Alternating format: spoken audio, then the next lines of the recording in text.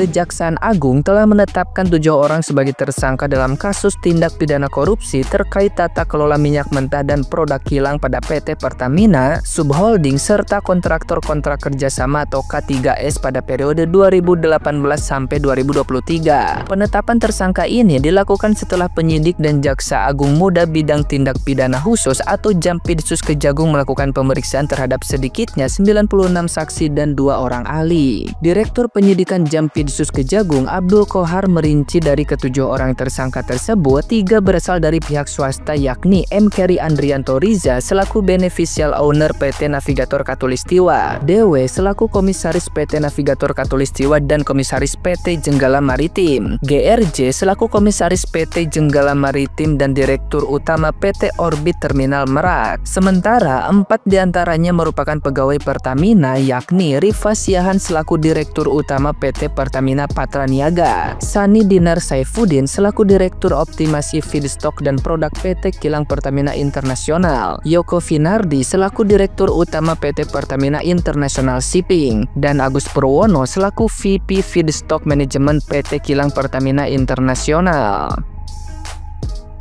Nah, gimana nih menurut netizen yang terhormat? Silakan berkomentar ya.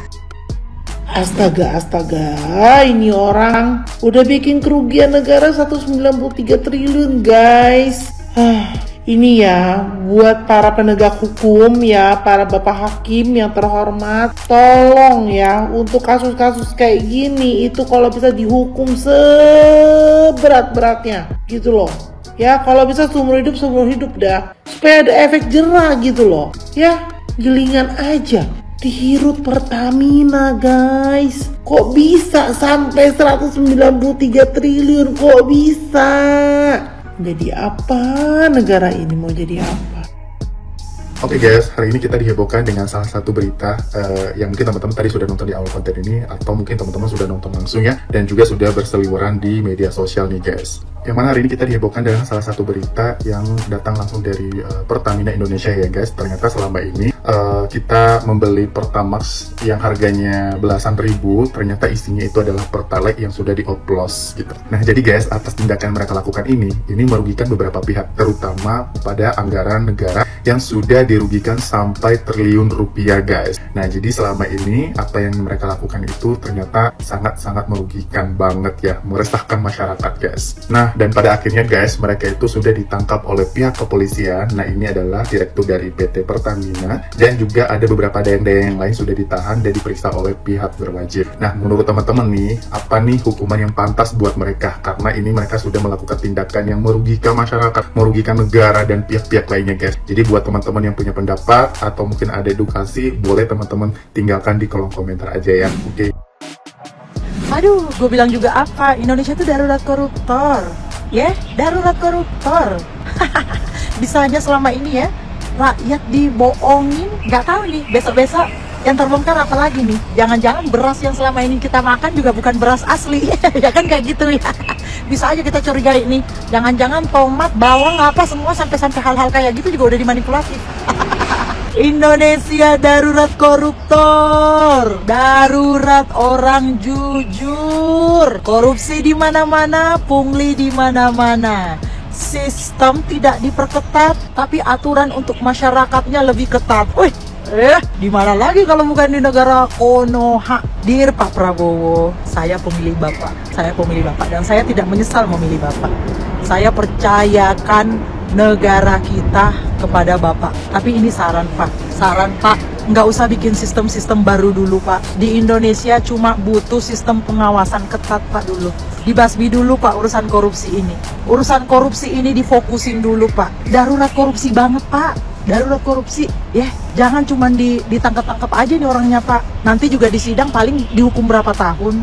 Fokus dulu pemberantasan korupsi Pak. Tolong fokus dulu pemberantasan korupsi, nggak usah fokus ke sistem-sistem baru, nggak usah Pak.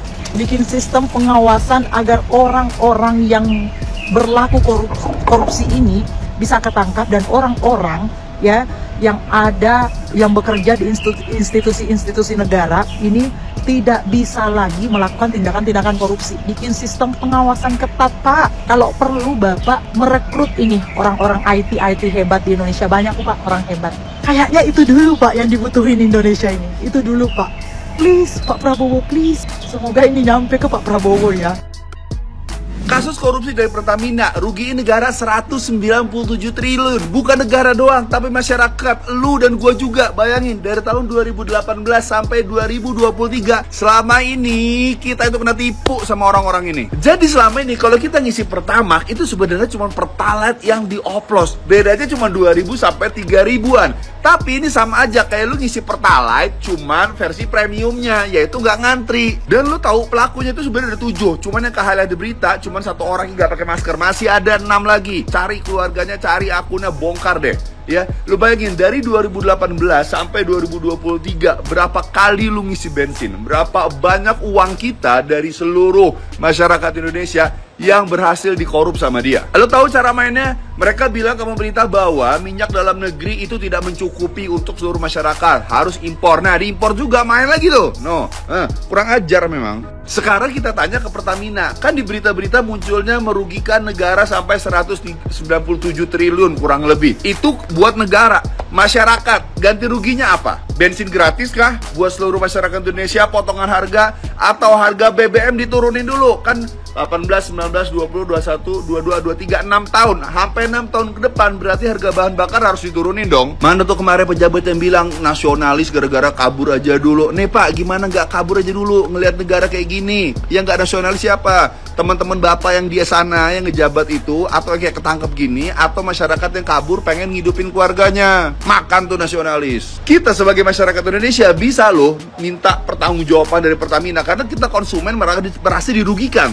Nanti nih udah kayak gini tiba-tiba kena vonisnya cuma 1 tahun, cuma 2 tahun, ngerugiin dari 2018 Ini seluruh masyarakat Indonesia ini kena efek gara-gara BBM naik ini, gara-gara 7 orang ini. Udah pakai korupsi, pakai ngeribetin buat pakai scan barcode, tai kucing. Giliran orang ngoplos bensin di pinggir jalan ditangkep, ini ngoplos untuk 1 negara. Terus apa sekarang bisa kita lakuin Mbak Ikram? Ya, apa? Sanksi sosial doang yang bisa kita kasih. Kita mau ngelawan hukum mereka kan begini, lo tahu. Ya paling cari info keluarganya, cari info hartanya, apa aja yang dia pernah lakuin, bongkar aib-aibnya. Gue yakin netizen Indonesia jauh lebih pintar dibandingkan gue untuk nyari aib-aib dari 7 pelaku ini. Kalau lo punya pendapat lain, coba komen di bawah. Gak pernah gue semuak ini sama koruptor di Indonesia. Kerugian negara tuh ditaksir hampir mencapai 200 triliun rupiah, gengs. Masih hitungan kasar ya, dan masih bisa naik lagi. Karena apa? Karena belum menambahkan kerugian konsumen. Lu kira benerin mobil ke bengkel tuh gratis, say? Karena hitungannya itu masih dari kerugian ekspor, kerugian impor, sama kerugian APBN. Kalau aku lihat dari sumber Tempo nih, bahwa kerugian paling besar adalah dari subsidi APBN. Buat kalian yang belum ngerti, sini aku jelasin. Jadi di periode tahun 2018 sampai 2023, pemerintah itu lagi gencar yang namanya adalah pemenuhan minyak mentah dalam negeri menggunakan pasokan dalam negeri. Secara sederhananya adalah pemerintah itu nggak mau yang namanya impor. Tapi tersangka sialan-sialan ini mereka itu berkumpul terus bilang bahwa kayaknya kalau kita pakai pasokan dalam negeri nggak begitu untung, gengs. Jadilah mereka itu kong kali kong dan bilang bahwa minyak dalam negeri nggak bagus, kurang nih pasokannya. Sehingga mau nggak mau Indonesia itu ngeimpor minyak mentah. Tapi impor minyak mentah udah gitu aja, nggak, say. Harganya itu di markup dulu di broker. Habis itu negara itu membeli harga minyaknya yang udah mahal. Tidak puas sampai situ mereka cari untung, mereka lalu mengoplos minyak RON 90 menjadi RON 92. Pertalite itu untuk mobil di bawah 1400 cc ataupun motor di bawah 250 cc. Sedangkan di atas itu diharuskan memakai Pertamax. Untuk apa? Ya jelas untuk kesehatan mesin. Tapi ternyata calon penghuni neraka ini, mereka ini malahan menamakan Pertamax padahal isinya adalah campuran dari Pertalite. Lu bayangin Mercedes, BMW pada pakai Pertalite. Apa nggak modar itu mesin? Padahal usut punya usut, gaji mereka itu kalau nggak salah tiap bulannya adalah 500 juta. Sih nggak cukup, Pak, 500 juta. Gue aja sebulan 500 juta, gue bingung ngabisinnya. Ini lo korupsi ratusan triliun, terus lo masih nggak cukup juga. Sedeng lo. Terus Terus lucu banget deh gengs, mereka itu lagi jalan nih menuju mobil tahanan. Terus dia itu diteriakin, "Limbat lu pak, diem aja," kata wartawan gitu. Keren wartawan. Keren ya, semakin lama koruptor itu semakin naik level. Udah nggak kelas miliaran, apa tuh korupsi miliaran, mendingan langsung triliunan. Toh juga di penjaranya sama juga kan tahunnya, 100 triliun 5 tahun, 1 miliar 5 tahun. Bedanya apa? Mendingan langsung triliunan, terus di pengadilan lu cuma bayar ratusan miliar, udah kelar, masih cuan kan? Kesel banget gue ketika kita itu diharuskan untuk beli Pertamax supaya nggak dapat subsidi. Ini malahan merekanya sendiri yang nipu kita. Terus emang Pertamina sampai sekarang ada permintaan maaf? Enggak say, malah sibuk klarifikasi. Minimal minta maaf dulu gitu, baru klarifikasi. Permintaan maaf no, klarifikasi yes. Korupsi di Indonesia itu akan selalu ada karena undang-undang hak perampasan aset sampai sekarang itu tidak diteken. Apalagi hukuman mati bagi koruptor. Selama itu tidak dilakukan, ya kita akan terus kayak gini say. Mau sampai kapan rakyat ngebatin? Yang kita harapkan dari pemerintahan Prabowo ini adalah berani bertindak tegas terhadap koruptor di Indonesia. Gue yakin banget kalau itu dilakukan oleh Prabowo, akan banyak orang yang semakin akan respect terhadap beliau. Ya kita tunggu aja kelanjutan dari kasus ini. Apakah mereka akan dihukum seberat-beratnya? Atau akan seperti angin lewat aja? Komen di bawah ya.